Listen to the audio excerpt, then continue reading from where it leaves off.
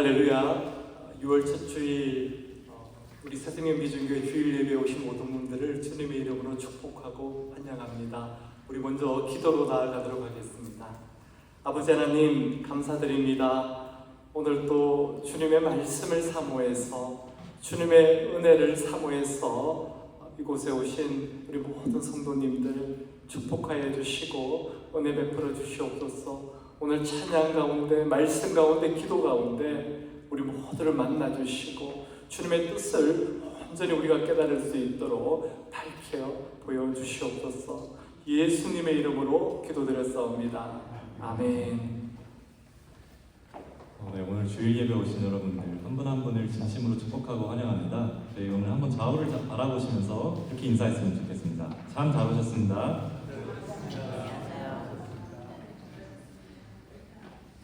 네, 저희 첫 번째 찬양은 다 같이 앉으셔서 찬양 드리기 원합니다.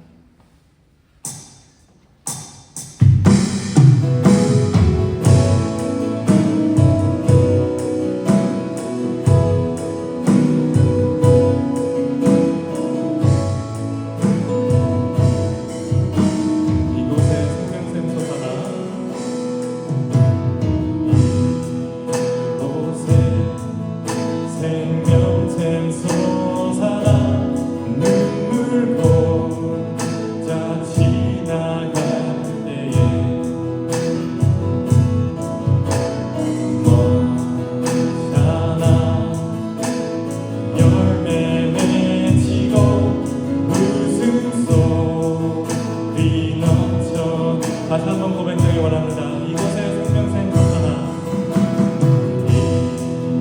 이곳에 생명샘 솟아나 눈물 고자 지나갈 때에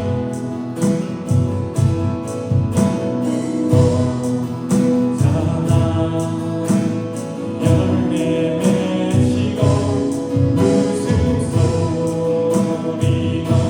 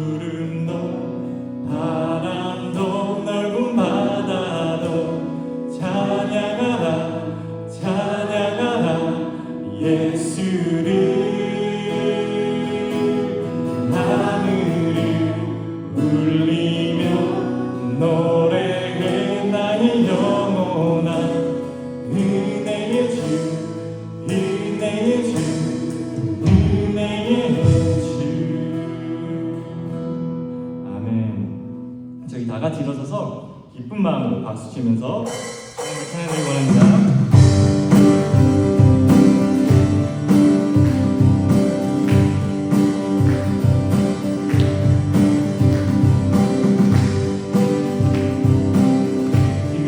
저희 모두 주님께 영광 돌리기 원합니다.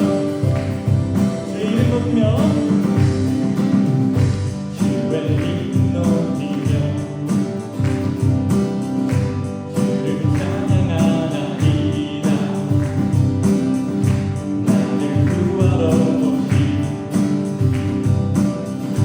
주를 기뻐하나니 주의 이름 높이며 주의 이름 높이며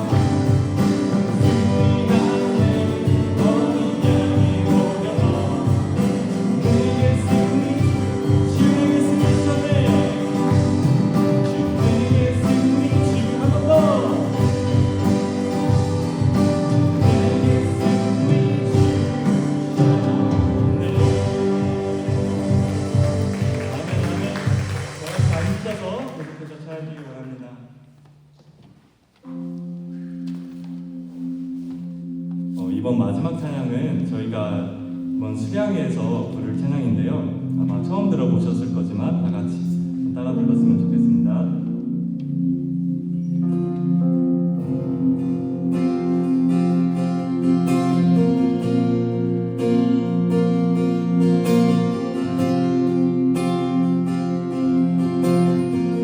세상 사랑하사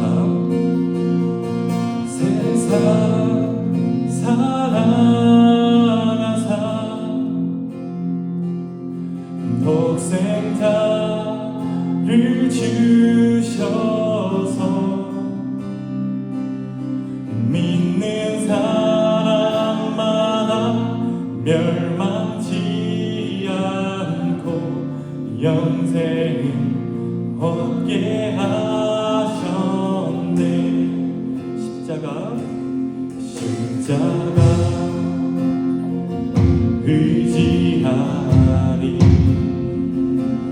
주님만 의지하리. 날 찾은 그의 사랑, 날 구한 그의 사랑. 세상 살아서 독생자를 주셔서 믿는 사람마다 멸망치 않고 영생을 얻게 하셨네. 주님을 기다리네. 주님을 기다리네. 주 말씀 기다리네. 주 은혜로 구원된 나, 은혜로 자유하네. 세상 살아가사 독생자를 주셔서 믿는 사람마다 멸망치 않고 영생을 얻게 하셔. 세상 살아가사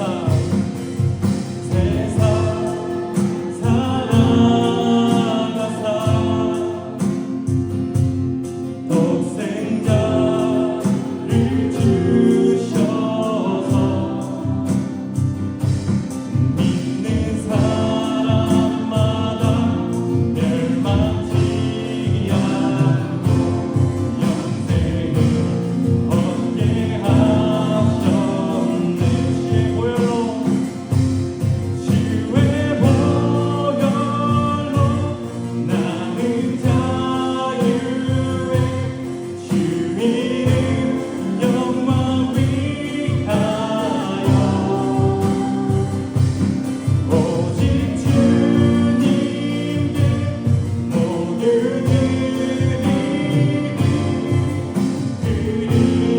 그리스도 예수.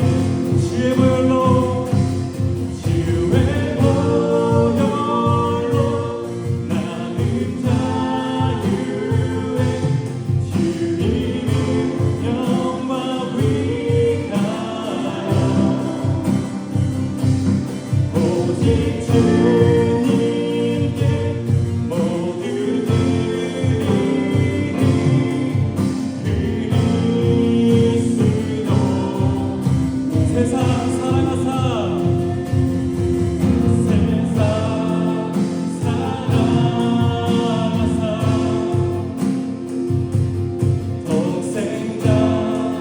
독생자를 주셔서 믿는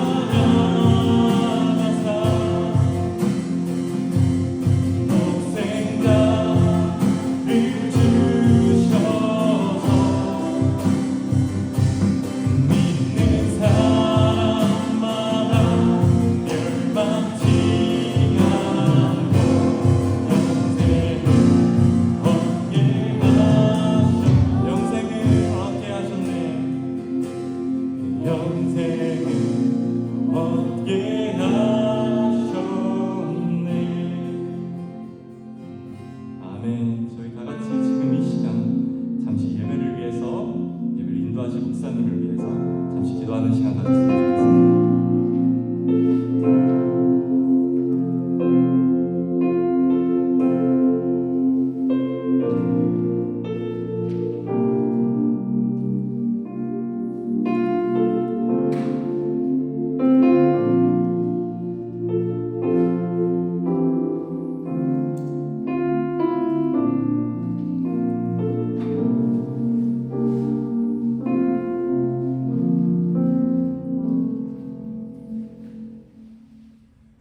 우리 삶에 있으신 하나님 간절히 기도하겠습니다. 지난주 내내 힘든 날씨에 저희 모두 다 지켜주셔서 감사합니다. 이 일주일의 시간을 보냈을 때 저희가 하나님께 충성하지 않았음을 고백합니다. 때로는 저희가 원하는 삶을 살라고 해서 하나님을 우리의 중심에 놓지 않았음을 고백합니다. 이런 죄인 용서하여 주시고 사랑하여 주십시오. 오늘 저희를 인도하실 목사님의 설교를 위해 기도하겠습니다. 오늘도 또한 목사님에게 하느님의 힘과 지혜를 가득하시길 간절히 바라며 설교가 저희에게 잘 들릴 수 있도록 해주십시오. 슬픈 사람이나 힘든 일들을 겪는 사람들한테는 꼭 이 교회가 마음의 치료가 될 수 있도록 인도하여 주십시오. 또 저희의 찬양팀을 위해 기도합니다. 찬양할 때 늘 하나님의 뜻대로 강하게 끝낼 수 있도록 도와주십시오. 마지막으로 교회를 위해 기도합니다. New Life Vision Church가 하나님의 뜻대로 잘할 수 있게 인도하여 주십시오. 그리고 교회 리트리트 여행 때 저희 모두가 좋은 시간 보낼 수 있도록 허락하여 주십시오. 하나님, 예수님의 이름으로 기도 드렸습니다. 아멘.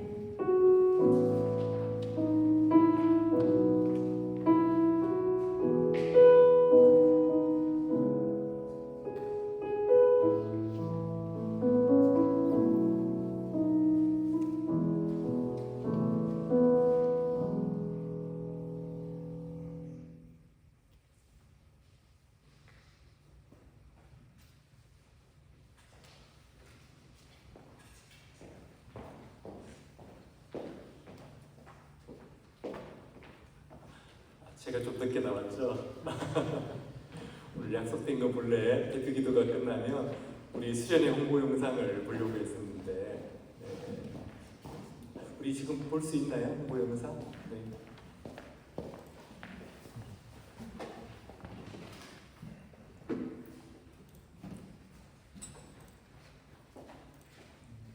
우리 홍보 영상 보기 전에 먼저 오늘 우리 교회를 방문하신 분이 계십니다.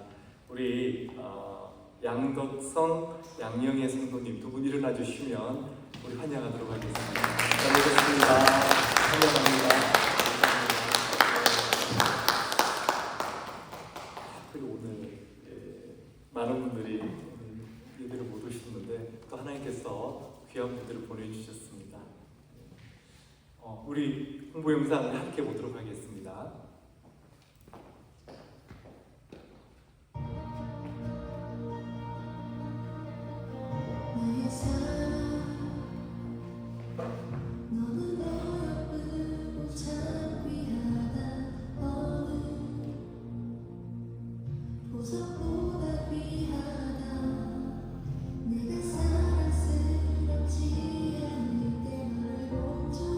사랑하고 너와 함께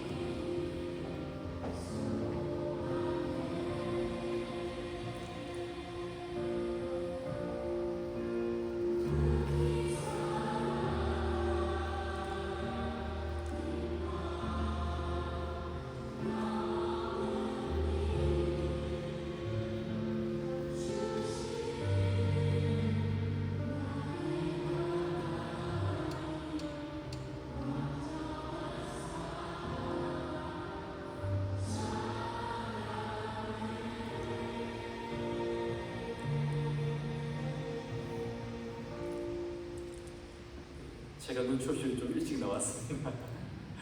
네, 잘 준비되고 올 거예요.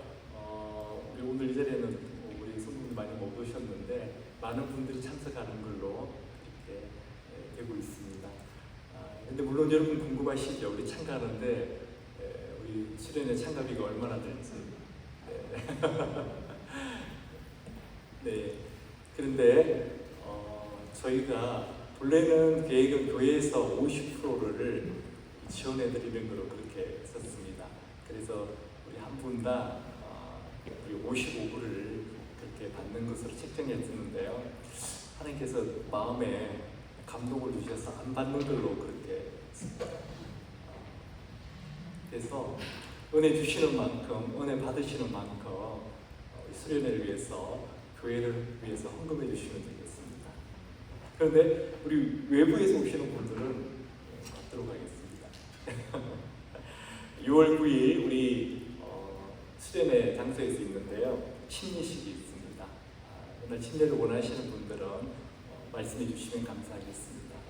그리고 6월 10일부터 우리 수련회가 끝난 그 다음 날 월요일부터 목요일까지 저희 부부가 남침례 총회, 인디애나폴리스에서 열리는 남침례 총회에 참석하게 됩니다. 그리고 이번 주 성경 통독은 에스더서 10장까지, 욥기 24장까지입니다. 우리 다른 광고상 없으면 우리 다 함께 일어나셔서 찬양 드리고 오늘 우리 교회 주신 말씀 봉독하도록 하겠습니다.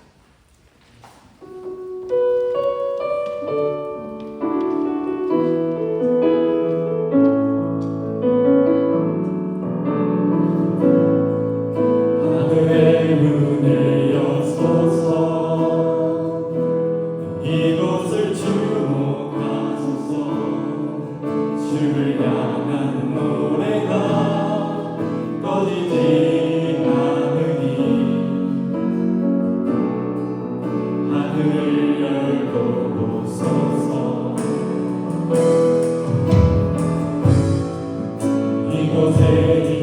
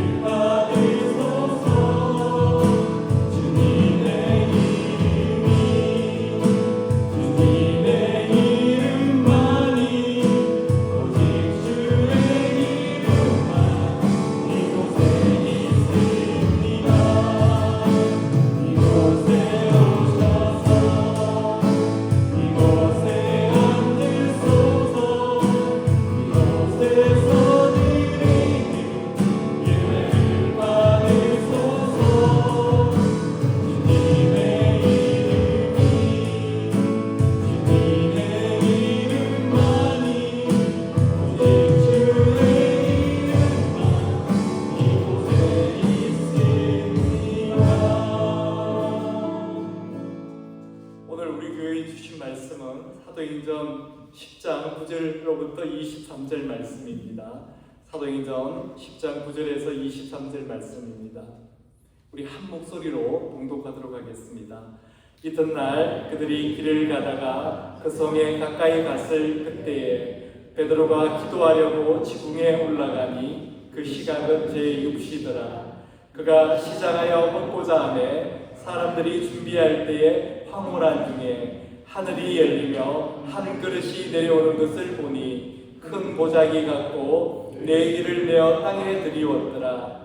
그 안에는 땅에 있는 각종 네 발 가진 짐승과 기는 것과 공중에 나는 것들이 있더라. 또 소리가 있으되 베드로야 일어나 잡아먹으라 하거늘 베드로가 이르되 주여 그럴 수 없나이다. 속되고 깨끗하지 아니한 것을 내가 결코 먹지 아니하였나이다 한데 또 두 번째 소리가 있으되 하나님께서 깨끗하게 하신 것을 내가 속되다 하지 말라 하더라. 이런 일이 3번 있은 후 그 그릇이 곧 하늘로 올려져 가니라.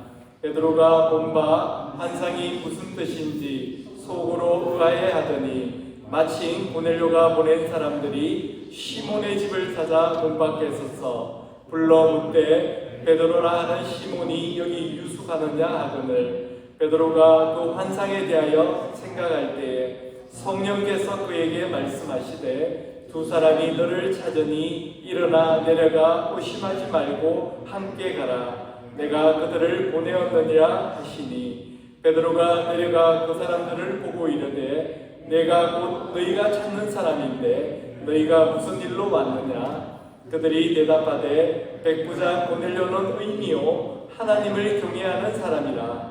유대 온 족속이 칭찬하더니 그가 거룩한 천사의 지시를 받아 당신을 그 집으로 청하여 말을 들으려 하느니라 한데 베드로가 불러들여 유숙하게 하니라. 이튿날 일어나 그들과 함께 갈새 욥바에서 온 어떤 형제들과 함께 가니라. 아멘. 앉으시겠습니다. 아버지 하나님, 오늘 하나님의 큰 은혜를 부어주시옵소서. 오늘 이 자리에 있는 모든 성도들이 하나님의 살아계심, 하나님의 일하심을 온전히 깨달을 수 있도록 큰 은혜를 부어주시옵소서. 오늘 그 소망을 가지고 이 자리에 왔습니다. 하나님, 우리 일상 가운데 있는 모든 어려움 가운데, 고난 가운데 함께하여 주시고 하나님 새 길을 열어주셔서 새 일을 행할 수 있는 지혜와 능력도 허락하여 주시옵소서. 오늘 이 자리에 참석한 우리 양덕성 성도님, 양영애 성도님 붙잡아 주시고 인도하여 주시고 또 우리 달라스에 잘 정착하실 수 있도록 하나님 아버지 지혜 주시고 능력 주시고 돕는 자들을 붙여 주시옵소서. 예수님의 이름으로 기도드렸사옵니다. 아멘. 할렐루야. 우리 옆에 있는 분들과 다시 한번 인사해 봤으면 좋겠습니다. 정말 잘 오셨습니다. 반갑습니다. 환영합니다. 담임 목사님들은요, 성도님들이 출석을 안 하시는 분들이 이렇게 많이 보일 때 마음이 참 무너집니다. 네, 같은 자리에서 하나님 주신 동일한 은혜를 받았으면 좋겠는데 하는 그런 바람이 늘 있기 때문입니다. 오늘 그러잖아 우리 김은 집사님 세 자녀도 함께 해줬네. 우리 구면이다 보니까 제가 소개를 안 했습니다. 우리 요셉, 앤드류 그리고 그레이스 이렇게 캘리포니아에서 왔습니다.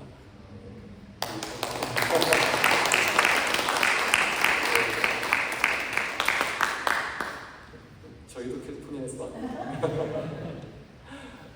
환영합니다. 우리가 지난주에 함께 나눈 사도행전 9장에서는 사울의 깨어짐을 볼 수 있었습니다. 주님께서 사울을 택하신 그릇으로 서시기 위해서 연단하십니다. 불속을 통과하게도 하시고 광야에서 혼자 된 홀로 있는 삶을 허락하시기도 합니다. 그 시간을 통해서 사울은 깨어지게 되었을 뿐만 아니라 자신이 그토록 소중하게 여겼던 자신의 전부처럼 여겼던 것들을 다 배설물로 여기게 되었다고 고백합니다. 왜 그렇게 된 거죠? 예수 그리스도를 아는 것이 가장 귀하고 가치가 있다는 것을 깨달았기 때문입니다. 그리고 바울은 이렇게 고백합니다. 고린도후서 4장 7절 말씀입니다. 우리가 이 보배를 질그릇에 가졌으니 이는 심히 큰 능력은 하나님께 있고 우리에게 있지 아니함을 알게 하려 함이라. 바울이 우리를 예수 믿고 난 우리를 왜 질그릇이라고 표현하고 있는 거죠? 우리를 질그릇이라고 표현하는 것은 바로 나를 바라보지 말라는 것입니다. 질그릇 같은 나를 바라보지 말고 심히 큰 능력을 가지신 하나님을 바라보라는 것입니다. 우리는 우리 삶이 힘들고 외롭고 어려울 때 자꾸만 질그릇 같은 연약한 우리를 바라봅니다. 그러지 말라는 겁니다. 문제보다도 더 크신 전지전능하신 그 하나님을 바라보라고 말씀하고 있습니다. 사울이 이것을 광야에서 깨달았다는 거예요. 그래서 하나님은 우리에게 광야길을 허락하시고 뜨거운 불가마 속에서 단단해지고 성숙해지는 그런 연단의 시간을 허락하시는 것입니다. 꼭 기억하십시오. 두려움이 밀려올 때 낙심과 좌절이 밀려올 때 질그릇 같은 나를 바라보지 마시고 심히 큰 능력의 하나님 아버지를 바라보시기를 주님의 이름으로 축원합니다. 이어서 오늘 사도행전 10장은 베드로가 깨지는 이야기입니다. 그러면 사울이 깨지는 것과 베드로가 깨지는 것은 무엇이 다를까요? 사울의 깨어짐은 믿지 않던 자가 예수를 박해하던 자가 인생의 방향을 바꾸어서 예수 그리스도를 믿는 자가 되는 것입니다. 이것을 우리는 repentance, 회개라고 합니다. 근데 베드로의 깨짐은요, 베드로는 믿는 자였잖아요. 사울의 회개, 깨어짐과는 다른 것입니다. 그는 믿는 자였는데도 불구하고 여전히 자기 안에는 아주 견고한 생각들을 갖고 있었습니다. 그 생각 때문에 주님의 뜻에 온전히 순종하지 못했습니다. 그래서 주님이 오늘 베드로의 생각을 깨시는 겁니다. 베드로가 가지고 있던 그 고정관념, 그 편견을 내려놓게 하십니다. 그리고 나서야 주님은 그를 온전하게 사용하시게 됩니다.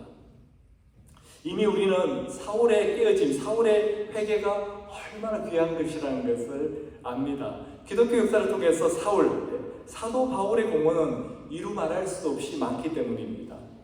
그래서 사도행전 9장의 역사, 믿지 않는 자가 예수님 믿고 돌아오는 이 역사가 우리 교회에도 많이 일어나기를 저는 바라고 있습니다.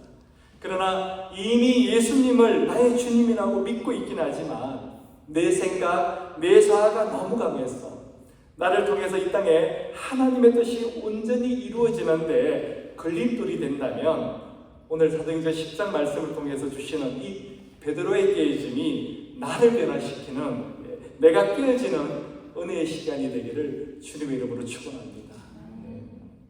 우리 먼저 9절을 한번 보도록 하겠습니다. 사도행전 10장 9절 말씀입니다. 이튿날 그들이 길을 가다가 그 성에 가까이 갔을 그때에 베드로가 기도하려고 지붕에 올라가니 그 시각은 제6시더라. 지금 베드로가 어디로 올라가고 있습니까? 기도하려고 지붕에 올라가고 있습니다. 근데 그 시간이 6시라고 합니다. 유대인의 시간에 역서 때 6을 더하게 되면 지금 우리 시간을 알 수가 있습니다. 그러니까 정오라는 거죠. 정오에 그는 그 뜨거운 때볕 아래 기도하러 지붕에 올라갔다는 것입니다. 근데 환상이 보이기 시작하는 것입니다. 어떤 환상이냐면 11절입니다. 하늘이 열리며 한 그릇이 내려오는 것을 보니 큰 보자기 같고 네 길을 메어 땅에 들이웠더라. 하늘에서 한 그릇이 내려오는데 율법에서 먹지 말라고 했던 것들이 그 보자기 같은 것에 쌓여서 내려온다는 것입니다. 그리고 하늘에서 어떤 소리가 들리느냐 하면요, 13절에서 14절 말씀입니다. 또 소리가 있으되 베드로야 일어나 잡아먹으라 하거늘 베드로가 이르되 주여 그럴 수 없나이다. 속되고 깨끗하지 아니한 것을 내가 결코 먹지 아니하였나이다 한데 베드로야 일어나 잡아먹어라. 이렇게 분명히 주님께서 말씀하시는 것입니다. 근데 베드로는요, 이 주님의 음성을 이미 알고 있었어요. 왜 그렇습니까? 3년을 주님과 함께 살았기 때문입니다. 근데 베드로가 이렇게 반응을 합니다. 주님, 절대 안 됩니다. 저는 지금까지 불결하고 더러운 음식을 먹어본 적이 없습니다. 이렇게 지금 반응하고 있어요. 주님께서 말씀하시는데 그래도 여기까지는 문제가 없습니다. 근데 문제는 그 다음입니다. 그 다음 15절에 또 두 번째 소리가 있으되 하나님께서 깨끗하게 하신 것을 내가 속되다 하지 말라 하더라. 내 생각에 내가 보니까 더러워서 안 먹겠다는 것은 이해할 수가 있습니다. 근데 지금 하나님께서 깨끗하게 하셨으니까 더 이상 더러운 것이 아니니까 먹으라고 하는데도 베드로는 거부하고 있습니다.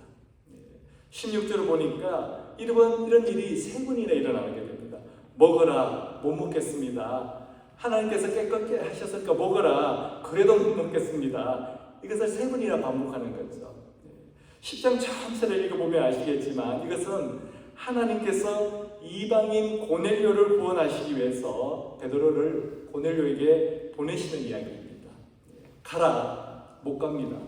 아니 가래도 이방인이라도 괜찮아. 내가 깨끗게 해서 가라. 그래도 못 갑니다. 저는 못 갑니다. 바로 이렇게 한다는 것입니다. 그래서 주님은 베드로를 바꾸지 않으면 안 되셨어요. 우리가 잘 알다시피 베드로는 예수님의 수제자였습니다. 비록 주님을 3번이나 부인하긴 했지만 예수님이 잡히시던 밤에 끝까지 주님을 따라갔던 신실한 제자였습니다. 또 디베랴 바닷가에서 부활하신 주님이 나타나셨을 때 주님이라는 말만 듣고 물속으로 뛰어들었던 정말 주님을 사랑했던 제자였습니다. 또 오순절날 마가의 다락방에서 성령 받고 난 뒤에는 놀라운 설교자가 되어서 3,000명, 5,000명이 우리 주님께로 돌아오는 그런 역사에 쓰임받았던 제자였습니다. 그것뿐입니까? 성전 민문 앞에서 구걸하던 나면서 걷지 못했던 안전뱅이를 일으키는 그런 기적을 행하기도 했습니다. 근데 문제가 하나 있습니다. 이방인은 안 돼 하는 편견과 고정관념에 갇혀 있었던 것입니다. 먹으라, 못 먹습니다. 가라, 못 갑니다. 신앙은 너무 좋은데 주님이 쓰시기에는 너무 어려운 그릇이었습니다. 우리가 8장에서는 빌립 지사에 대한 이야기를 나눴잖아요. 주님의 천사가 나타나서 빌립에게 광야로 가라고 합니다. 8장 26절이죠. 주의 사자가 빌립에게 말하여 이르되 일어나서 남쪽으로 향하여 예루살렘에서 가사로 내려가는 길까지 가라 하니 그 길은 광야라. 주님의 천사가 나타나서 가라 하는데 그 길이 광야라는 거예요. 지금으로 말하면 네바다나 애리조나 그 사막 한가운데로 가라는 겁니다. 생명의 위협을 받을 수가 있잖아요. 더구나 빌립은 혼자였습니다. 근데 가라고 하십니다. 근데 27절은 이렇게 이야기합니다. 일어나 가스 보니 에디오피아 사람 곧 에디오피아 여왕 간다게의 모든 국고를 맡은 관리인 네시가 예배하러 예루살렘에 왔다가 돌아가는데 수레를 타고 선지자 이사야의 글을 읽더라. 여기 어디에 못 가겠습니다. 안 됩니다. 생각해 보시겠습니다. 이런 게 어디 있습니까? 또 29절에 성령께서 빌립에게 그 수레로 가까이 가라고 하십니다. 그런데 30절에 보면요, 빌립이 달려가서 여기 어디에 주저하는 빌립의 모습이 있습니까? 여러분 한번 생각해 보세요. 주님께서 저를 누구한테 신방을 보내시는 겁니다. 근데 환상을 3번이나 보여줘야 되는 겁니다. 여러분, 주님이 너무 쓰시기에 불편한 그릇 아닙니까? 어려운 그릇입니다. 왜 그렇습니까? 내 생각, 내 주장, 내 의가 너무 강하기 때문입니다. 사실 베드로는 이분이 처음이 아닙니다. 마태복음 16장에 보면 베드로가 주님께 칭찬을 듣는 장면이 나옵니다. 시몬 베드로가 대답하여 이르되 주는 그리스도시요 살아계신 하나님의 아들이시니이다 하는 이 베드로의 온전한 신앙 고백 때문에 우리 주님께서 칭찬을 하십니다. 그랬더니 주님께서 18절에요, 내가 내게 이르노니 너는 베드로라. 내가 이 반석 위에 내 교회를 세우리니 엄부의 권세가 이기지 못하리라. 지금 베드로를 칭찬하시는 거죠. 그것도 작은 칭찬이 아닙니다. 어마어마한 칭찬을 하시는 거예요. 내가 이 반석 위에다 내 교회를 세우리니 주님께서는 베드로의 그 신앙 고백 위에다가 우리 주님의 교회를 세우시겠다고 말씀하고 계신 겁니다. 베드로에게는 큰 영광입니다. 근데 얼마 뒤에 예수님께서요, 베드로를 책망하십니다. 왜 책망하시냐면요, 주님이 예루살렘에 들어가시게 되면 고난과 핍박을 받고 십자가에 못 박혀 죽게 될 것이라는 말씀을 하셨기 때문입니다. 근데 그 말씀을 듣고 베드로가 이렇게 이야기합니다. 마태복음 16장 22절입니다. 베드로가 예수를 붙들고 항변하여 이르되 주여 그리 마옵소서, 이 일이 결코 죽게 미치지 아니하리이다. 주님, 제 생각에는 절대 그런 일은 일어나지 않을 겁니다. 이렇게 말하면서 예수님께 대드는 겁니다. 항변했다고 하잖아요. 아니, 주님께서 자신을 향한 하나님의 계획이 십자가에 못 박혀 돌아가시는 것이라고 그렇게 이야기하는데, 베드로는 제 생각에는, 자기 생각에는 절대 그렇지 않다는 것입니다. 그런 일은 절대 일어나지 않는다는 것입니다. 또 한 장면은 요한복음 13장에 예수님이 최후의 만찬을 하시다가 갑자기 일어나셔서 제자들의 발을 씻기는 장면이 나옵니다. 그때도 베드로가 항변합니다. 안 됩니다, 주님. 아니, 절대 결코 제 발을 씻길 수가 없습니다. 어떻게 스승이 제자의 발을 씻깁니까? 제 생각에 이거는 옳지 않습니다. 그때도 우리 주님이 말씀하십니다. 베드로야, 내가 너를 씻기지 않으면 너와 나는 상관이 없는 거다. 그랬더니 베드로가 그래요? 그럼 발 말고 손과 머리까지도 다 씻겨주세요. 그렇게 말합니다. 그리고 오늘 잡아먹으라 못 먹습니다. 가라 못 갑니다. 이게 베드로입니다. 베드로는 신실한 주님의 제자이고 너무 귀한 믿음을 가지고 있지만 자기 생각, 자기 주장이 너무 강한 겁니다. 내가 옳다는 거예요. 예수님보다 내가 더 옳다는 겁니다. 근데 오늘 우리에게 주신 이 말씀은 베드로에게만 주신 말씀이 아니라는 것입니다. 어쩌면 저와 여러분, 우리 모두에게 주시는 하나님의 말씀일지도 모른다는 것입니다. 우리한테 베드로와 같은 모습은 없습니까?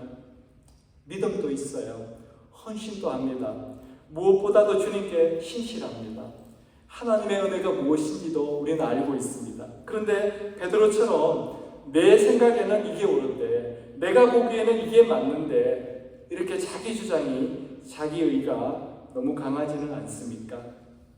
평소에는 성령 충만하고 기쁨으로 교회를 섬기지만 교회가 내 생각과 맞지 않는 결정을 하게 되면 그때부터 마음 문이 닫히고 그때부터 목사님의 설교가 귀에 안 들어오지는 않습니까?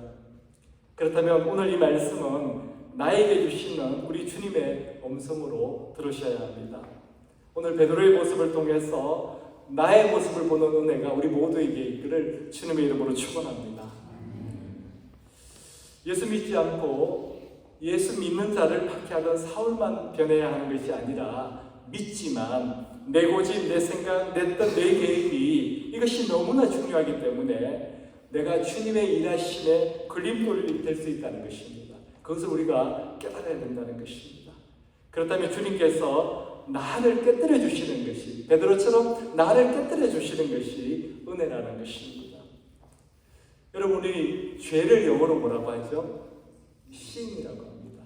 네, 신이라고 합니다. SIN이라고 합니다. 근데 그 I가 어디에 있습니까? 죄 가운데 있죠. 죄 가운데 있습니다.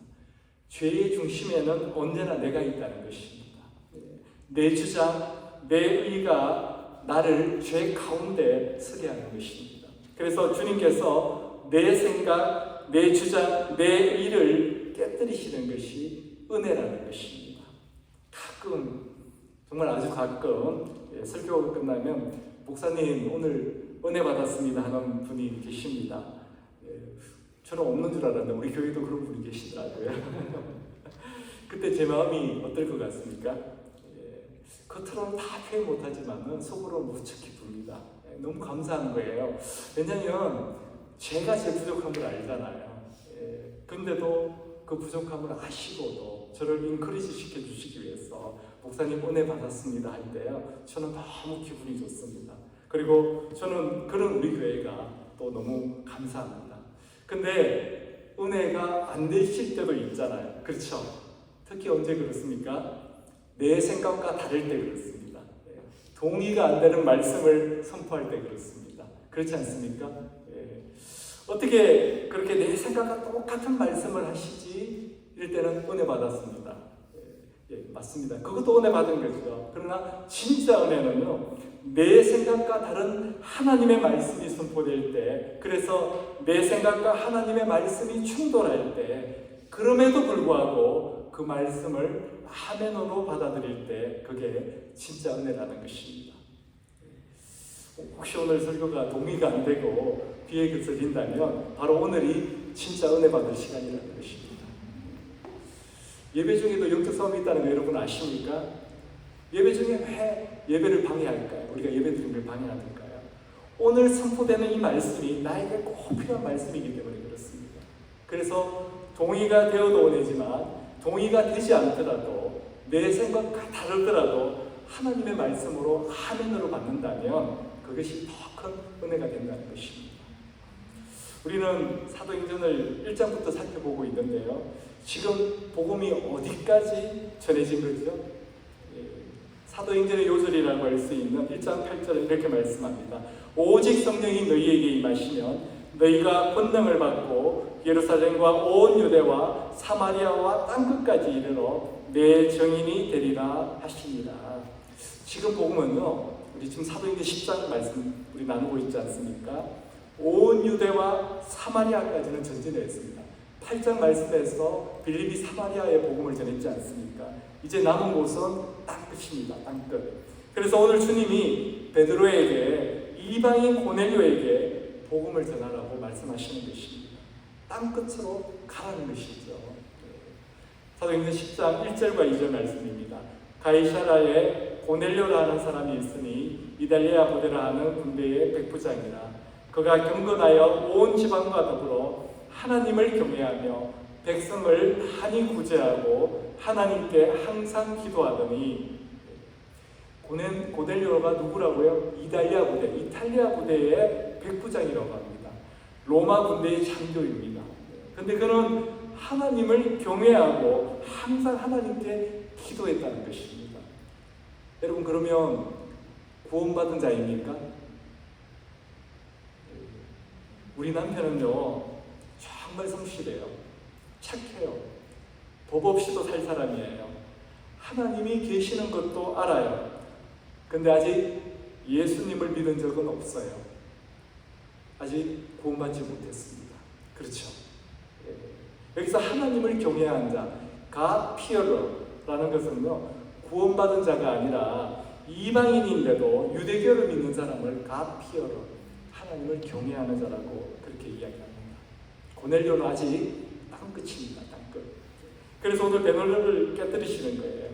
베드로를 가두고 있는 이방인에 대한 편견과 차별을 무너지고 깨뜨리셔서 하나님의 뜻을 이루어질 수 있도록, 고넬료를 향한 그 복음이 전해질 수 있도록 우리 주님께서 역사하시는 것입니다.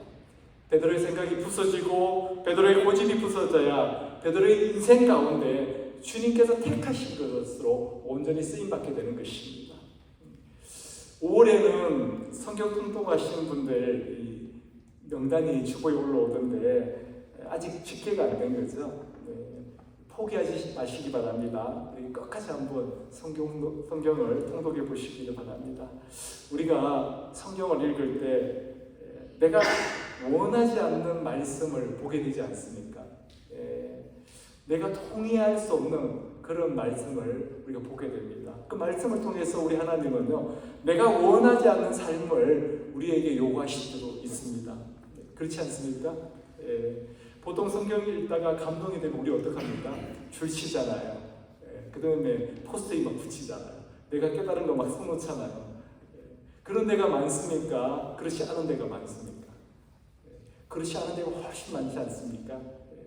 그것은 내 마음에 들고 동의가 되는 말씀보다 그렇지 않은 말씀이 훨씬 많다는 것입니다. 그러나 우리가 신앙생활을 한다는 것은요, 내가 동의하는 말씀뿐만 아니라 동의할 수 없고 이해되지 않는 말씀이라 하더라도 믿고 순종하는 것이 바로 신앙생활이라는 것입니다. 주님을 따라가는 것이라는 것입니다. 저는 저를 봐도 그것을 알 수 있습니다. 저는 자꾸 깨시는 거예요. 내 생각, 내 계획을 자꾸 무너뜨리시는 것입니다. 제가 청빙받아 부임했을 때 제 나이가 벌써 50대 중반이었습니다. 그래서 저는 그 교회에서 제 목회를 마감하는 줄 알았습니다. 아, 여기가 마지막 사역 시간이겠구나, 그렇게 생각했습니다. 근데 개척하게 하시는 거예요. 아니, 개척이 된 거지 않습니까? 제 생각을 깨시는 겁니다. 그래서 제가 지금 은혜 가운데 여러분과 함께 있는 것입니다. 우리 모두에게 내 생각, 내 계획이 깨지고 부서지는 은혜가 있기를 주님의 이름으로 축원합니다. 내가 깨져야 주님이 일하십니다. 내 계획이 깨져야 주님의 계획이 완성되는 것입니다. 그게 바로 은혜입니다. 주님께서 베드로를 깨시면서 이렇게 말씀하십니다. 15절에 또 두 번째 소리가 있어되 하나님께서 깨끗하게 하신 것을 내가 속되다 하지 말라. 하나님께서 깨끗하게 하다고 하신 음식 더럽다고 하지 말라는 것입니다. 근데 그것이 음식뿐이겠습니까? 하나님께서 깨끗하게 하신 사람을 우리가 더럽다고 해서는 안 된다는 것입니다. 수녀원에 한 수녀가 새로 들어왔다고 합니다. 근데 사람들이 곧 수군거리기 시작하는 겁니다. 어떤 이야기를 하느냐 하면 그 여인의 과거를 아는 사람이 그 수녀원에 있었던 거죠. 과거에 매춘을 했던 여자라는 겁니다. 매춘을 했던 여자가 수녀가 된 거라고 수군거리기 시작합니다. 그 소문이 수녀원 원장의 귀에까지 들어갔습니다. 원장님이 모든 수녀를 다 모았습니다. 그리고 수녀들에게 주머니를 하나씩 나눠주면서 작은 돌들을 담아오라고 했습니다. 그리고 매춘을 했던 그 여인에게는 큰 돌을 하나 주오라고 했습니다. 그래서 수녀들이 다 흩어져서 돌들을 가져왔습니다. 작은 주머니에 30개 정도 되는 작은 돌들을 다 담아왔습니다. 이 매춘했던 여자는 수녀원 앞에 있는 큰 돌을 하나 가지고 왔습니다. 그랬더니 원장님이 잘했다. 이제 너희들이 가져왔던 그 모든 돌들을 다 제자리에 갖다 놓아라. 이렇게 이야기했습니다. 그랬더니 그 큰 돌을 가져온 여인은 정확하게 어느 곳에 있었는지를 기억하고 거기에다가 갖다 놨습니다. 근데 나머지 사람들은 도대체 이 돌들이 어디서 왔는지 기억을 못하는 겁니다. 여러분, 제가 무슨 말씀을 드리는지 이해가 되시나요? 우리는 큰 죄를 짓지는 않았습니다. 살인하지는 않았잖아요. 그러나 우리가 기억하지도 못하는 작은 죄들을 무수히 많이 지었다는 것입니다. 그러나 하나님 앞에는 큰 죄도 작은 죄도 없다는 겁니다. 내가 기억하지도 못하는 모든 죄들을 다 용서해 주셨기 때문에 그렇습니다. 아무리 손가락질 받는 그런 큰 죄도 주님께서 다 용서해 주셨다는 것을 믿으시기를 바랍니다. 우리에게도 부끄러운 과거가 있지 않습니까? 있습니다. 있죠. 제가 먼저 고백했습니다. 있습니다. 수치스러운 과거가 있지 않습니까? 있습니다. 있죠. 그러나 우리는 예수님의 핏값으로 완전히 용서받고 깨끗하게 되었음을 믿으셔야 됩니다. 이사야서 1장 18절에 이렇게 말씀합니다. 여호와께서 말씀하시되 오라 우리가 서로 변론하자. 너희의 죄가 주홍 같을지라도 눈과 같이 희어질 것이요 진홍같이 붉을지라도 양털같이 희게 되리라. 고린도후서 5장 17절 우리가 잘 아는 말씀이죠. 그런즉 누구든지 그리스도 안에 있으면 새로운 피조물이라. 이전 것을 지나갔으니 보라 새 것이 되었도다. 우리는 주님 안에서 모두 새로운 피조물입니다. 예수 믿기 전에 우리의 죄가 주홍 같을지라도 주님 안에 있는 지금은 눈과 같이 희어졌다고 우리 주님께서 말씀하고 계십니다. 마지막으로 오늘 고넬료가 베드로를 청한 목적을 살펴보면서 이 깨어짐에 대해서 다시 한번 생각해 보도록 하겠습니다. 22절 후반부를 보니까 이렇게 말씀합니다. 그가 거룩한 천사의 지시를 받아 당신을 그 집으로 청하여 말을 들으려 하느니라. 고넬료가 거룩한 천사의 지시를 따라서 베드로를 자기 집으로 초청했습니다. 근데 그 목적이 베드로로부터 하나님의 말씀을 듣고 싶어서 그랬다는 것입니다. 이건 굉장히 중요한 얘기입니다. 이해를 돕기 위해서 우리 3절과 4절을 한번 보도록 하겠습니다. 사도행전 10장 3절 4절입니다. 하루는 제9시쯤 돼요. 제9시는 그럼 몇입니까? 오후 3시가 되죠. 6을 다 하시면 됩니다. 환상 중에 밝히 보매 하나님의 사자가 들어와 이르되 고넬료야 하니 고넬료가 주목하여 보고 두려워 이르되 주여 무슨 일이니까? 천사가 이르되 내 기도와 구제가 하나님 앞에 상달되어 기억하신 바가 되었으니.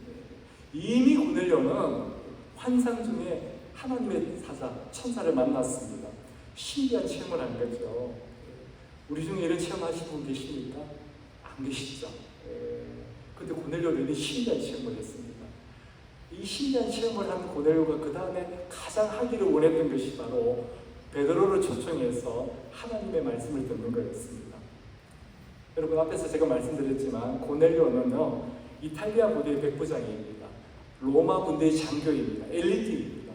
더구나 천사를 만나는 영적 체험까지 했어요. 근데 그 이방인 장교가 유대인 어부인 베드로에게서 하나님의 말씀을 들을 준비가 되어 있었던 것입니다. 고넬료에게는 세상적인 지위가 있었어요. 점령군의 장교였습니다. 그러나 베드로는요, nothing, 아무것도 아니었습니다. 그러나 베드로를 찾아가는 것이 하나님의 뜻이었습니다. 고넬료를 통해서 배우게 되는 것이요, 하나님의 뜻에 순종하는 그 모습입니다. 순종하는 그 모습을 우리는 배워야 된다는 것입니다. 우리 교회도 외부에서 강사분을 모실 때가 있습니다. 근데 그 강사분들이 돌아가시고 나면요, 지금 이 자리에 안 계신데 성도분들이 이런저런 말씀을 하세요. 그분한테 너무 큰 은혜를 받았다고, 근데 그분은 별로였다고, 이런 말씀을 하십니다. 근데 그분이 누구든 하나님께서 우리 교회에 허락하셨다면 그분을 통하여 우리에게 주시고자 하는 말씀이 있으셨다는 것입니다. 그렇다면 우리는 그때 말씀에 더 집중했어야 한다는 것입니다. 그분이 표현이 부족할 수도 있습니다. 두서없이 장황하게 말씀하실 수도 있었습니다. 어쩌면 전달하고자 하는 내용이 부족했을 수도 있습니다. 그러나 우리 하나님은요, 그분을 통해서 우리에게 하고 싶으신 말씀이 분명히 있으셨다는 것입니다. 오늘 말씀을 마무리하도록 하겠습니다. 베드로는 깨져야만 했습니다. 베드로의 생각이 꺾여져야만 했습니다. 그래야 하나님의 계획이, 주님의 뜻이 온전히 이루어지기 때문입니다. 내 생각, 내 계획이 깨져야 됩니다.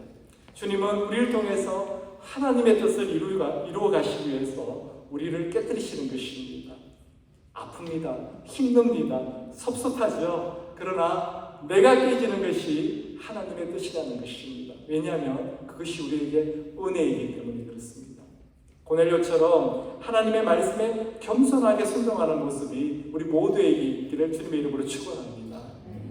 베드로를 깨신 것처럼 우리도 깨지고 부서지고 꺾여지기를 원합니다. 산산이 부서진 내 자아로부터 비로소 하나님의 은혜가, 하나님의 복이 임하기 시작하기 때문에 그렇습니다. 이제는 내 뜻과 내 생각 내려놓고 겸손히 주님의 말씀에 순종하기를 소원하는 모든 새생명 비전교회 성도들이 되시기를 주님의 이름으로 축원합니다. 우리 기도하겠습니다. 아버지 하나님, 감사드립니다. 오늘도 이렇게 부족한 저를 통해서 하나님의 말씀이 이곳에 선포되게 하여 주심에 감사드립니다.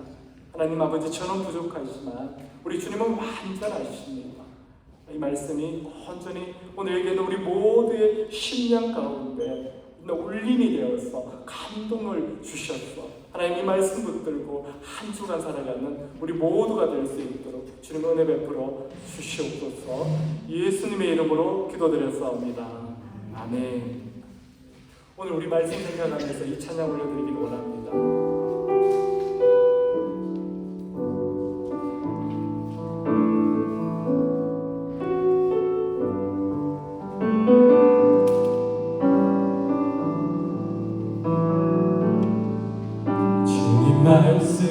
말씀하시며 내가 나아가리다. 주님 뜻이 아니면 내가 멈춰서리다. 나의 가고 서는 것 주님 뜻에 있으니 오 주님 나를 이끄소서. 주님 말씀하세요. 주님 말씀하시며 내가 나아가리다. 주님 뜻이 아니면 내가 멈춰서리다.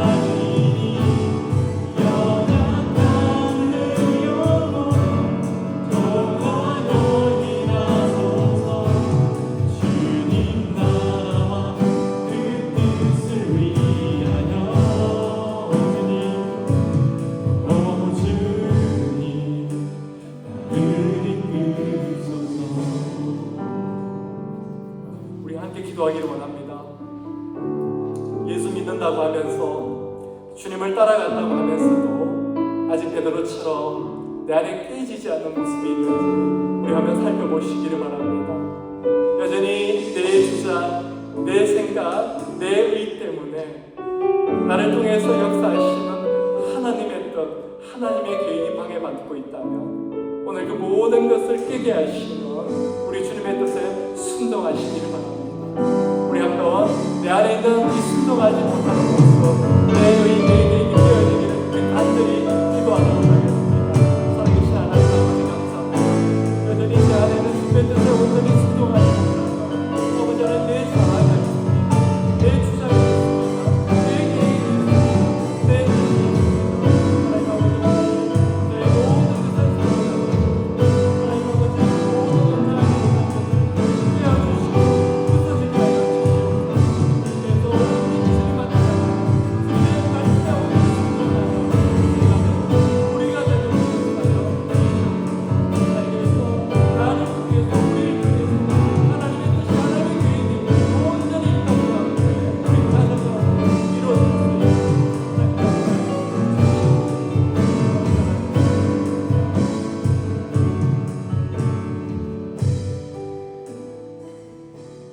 아버지 하나님 감사드립니다. 오늘도 저희 있는 모습 그대로 우리 주님께 나와왔습니다. 우리 주님 보시기에 온전하지 못한 모습이 있다면 부수어 주시고 깨워 주시고 하나님 정말 온전히 주님을 닮아가는 아버지 하나님 하나님의 자녀가 될 수 있도록 저희들을 인도하여 주시옵소서. 아버지 하나님 이렇게 기쁜 마음으로 드리는 모든 손길들 그 가정과 일터 가운데 역사하여 주시고 어려움이 있다면 해결해 주시고 두려움이 없다면 그 마음 가운데 평강을 부어주시고 아픈 자가 있다면 하나님 아버지 머리끝부터 발끝까지 온전히 치유되고 회복되는 역사를 허락하여 주시옵소서. 예수님의 이름으로 기도드렸사옵니다. 아멘. 우리 함께 일어나셔서 서로에게 정말 사랑하는 마음으로 우리 권면하고 우리 회성 부르고 축도로 예배 마치도록 하겠습니다. 우리 서로에게 권면하도록 하겠습니다. 데살로니가전서 5장 13절에서 18절 말씀입니다. 우리 함께 권면하도록 하겠습니다. 여러분은 서로 화목하게 지내십시오. 형제자매 여러분, 여러분에게 권면합니다.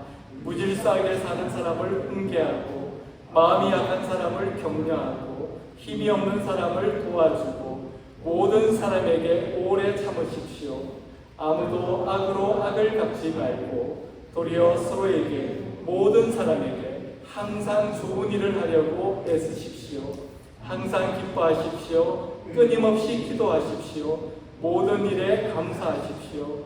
이것이 그리스도 예수 안에서 여러분에게 바라시는 하나님의 뜻입니다. 아멘.